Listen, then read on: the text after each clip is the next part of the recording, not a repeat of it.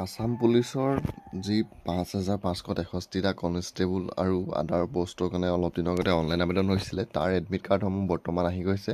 তো এইটো ভিডিঅ'ত মই আপোনালোকক দেখুৱাম আসাম পুলিচৰ এডমিট কাৰ্ডসমূহ আপুনি নিজৰ মোবাইলতে কেনেকৈ ডাউনলোড কৰিব পাৰিব। তাৰ কাৰণে প্ৰথম আপোনালোকে SLPRB আসামৰ যোনটো অফিচিয়েল ৱেবছাইট আছে তালৈ আহিব লাগিব আৰু তালৈ অহাৰ পিছত আপোনালোকৰ সন্মুখত এনেদৰে ওলাব ই admit card for physical standard test PST and PET। তো বন্ধু বান্ধৱ হৈ গ'ল আপোনালোকে ইয়াত অলপ তললৈ আহিব আৰু তললৈ অহাৰ পিছত ইয়াত আপোনালোকৰ দুটা অপশ্যন আছে আপোনালোকৰ এডমিট কাৰ্ডটো ডাউনলোড কৰা। প্ৰথম অপশ্যনটো হৈছে আপোনাৰ মোবাইল নাম্বাৰ যোনটো আপোনালোকে আসাম পুলিচৰ অনলাইন কৰাৰ সময়ত দিছিলে আৰু 2 নম্বৰটো হৈছে আপোনালোকৰ এপ্লিকেশ্যন ID আৰু আপোনালোকৰ date of birth.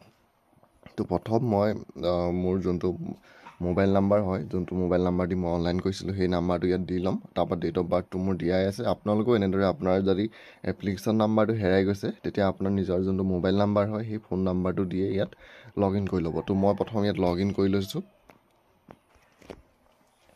Phone number আৰু ডেট অফ বাৰ্থটো দি লগ ইন কৰাৰ পিছত আপোনালোকৰ সন্মুখত এনেদৰে আহি যাব। প্ৰথম দেখিব আপোনালোকে government of Assam state level police recruitment board Assam.